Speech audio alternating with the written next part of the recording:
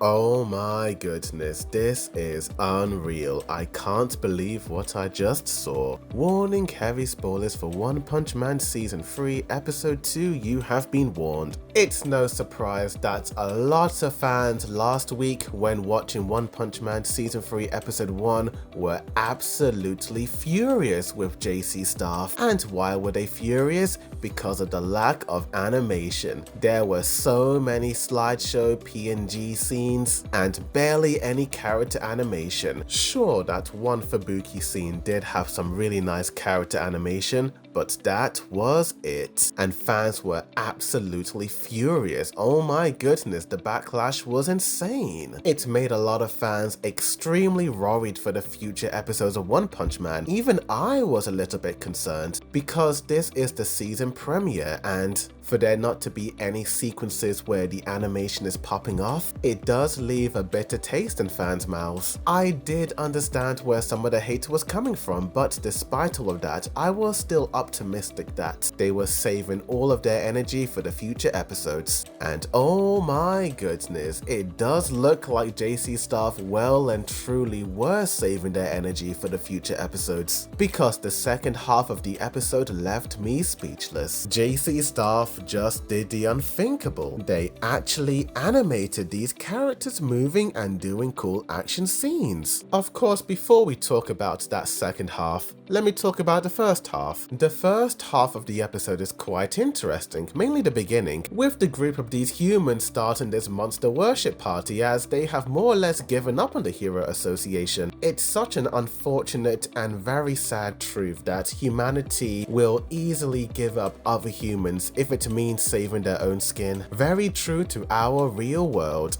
And I like how Garo, even though he is part of the Monster Association, is criticizing the humans for giving up their own. And honestly, mate, I don't disagree with Garo, because do the humans think that the Monster Association will spare their lives if they give up their fellow humans? I don't think so. Garo had some pretty insane shots in this first half, mainly this shot when he intimidates this punk.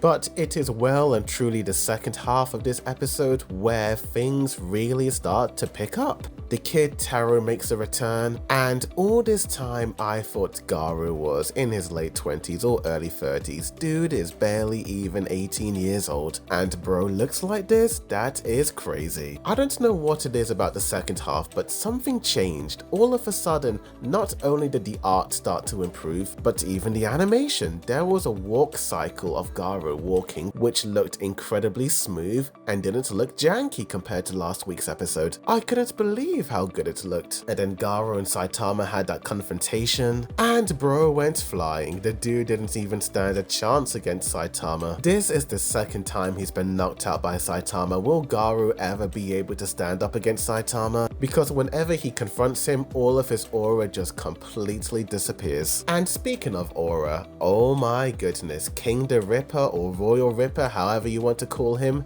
had this dark aura when he confronted both Garu and poor little Taro. I knew that the animation was going to pop off as soon as we saw this walk cycle of Ripper walking towards the two of them. Dude, this shot actually had some movement when it was revealed as a still image a couple of days ago. I am so happy about that. But before we continue that fight, we actually got some very interesting, surprising lore dump. It was indeed a little surprising to find out that Giro was the one who created Lord Orochi, and that Orochi was once a human being. I am quite interested to see how Giro created Lord Orochi. Was he fed human beings? Did he have to drink some sort of special potion? It is all very fascinating, but it does show us how Giro does not care about any life forms except his own. Garu is more or less just a pawn in his plans. Speaking of Garu, I did like the scene of him telling Taro to not give up on himself and to stand up for himself. It was great, and considering what type of person Garu is, it's nice to see this good side of this dude. I had a feeling that there was going to be some type of motion as King the Ripper and Garu were confronting one another, but I had no idea we were going to get this this incredible sequence of Royal Ripper charging towards Garu. Even Garu was powering up, and the special effects were so smooth and crisp and not janky. That slow-mo kick was absolutely insane. And the way Royal Ripper was just flying in the air so smoothly and then landing on the ground and spinning like a Beyblade. I won't lie you guys, I was honestly shocked. I did not expect to get this level of animation. Season 2 did have some cool moments, but it was all ghosting and dimming at times. But all of these sequences looked incredibly smooth.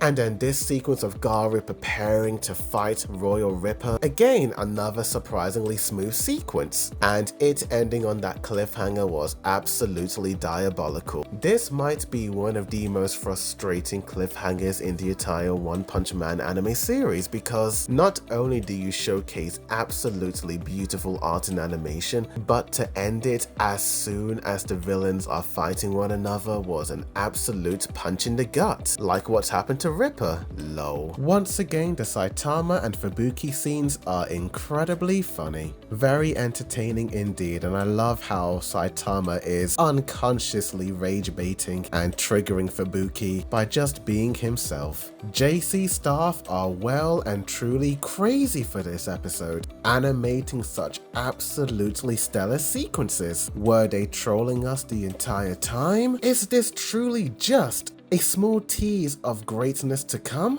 The dramatic increase in quality from Season 3 Episode 1 to Season 3 Episode 2 of One Punch Man needs to be studied. I wasn't a hater of Season 3 Episode 1, I did enjoy the art of it. It was just the lack of animation that was bothering me, but now I feel a little bit more confident and faithful that JC staff have what it takes to absolutely deliver greatness. All the haters from last week should give JC staff an apology. Yes, the animation was not really 100% there, but to be so hateful towards the staff and the director was not cool in my opinion. I also think that My Hero Academia, the final season airing literally one day before One Punch Man Season 3, didn't help One Punch Man at all, as it is being compared to Studio Bones' final season, because those episodes were absolutely insane in my opinion. So maybe moving forward we are going to get less comments like this one. But after seeing this episode, is there hope for One Punch Man Season 3 after episode 2, or are the final few minutes of this episode nothing but clickbait? Will episode 3 go back to the PNG slides, or will we have some amazing Sakuga-like animation? We just need to wait and see, but overall I really enjoyed this episode a lot, more than episode 1 in my opinion. Interesting plot developments, cool character interactions, and Garu every episode is starting to become one of my more favorite characters. Even though he is on the villain side, I actually really look forward to seeing this dude absolutely go crazy. And not just in the fights, but sometimes in the writing as well. I cannot wait for the next episode to begin. Tell me in the comments down below, what do you guys think of all of this? Did you like or hate One Punch Man Season 3 Episode 2? Tell me. Like this video, subscribe for more One Punch Man videos, as well as other anime news updates, reviews, comparisons, breakdowns, rankings, and more. Thank you for watching. The Second Boy Dude signing out.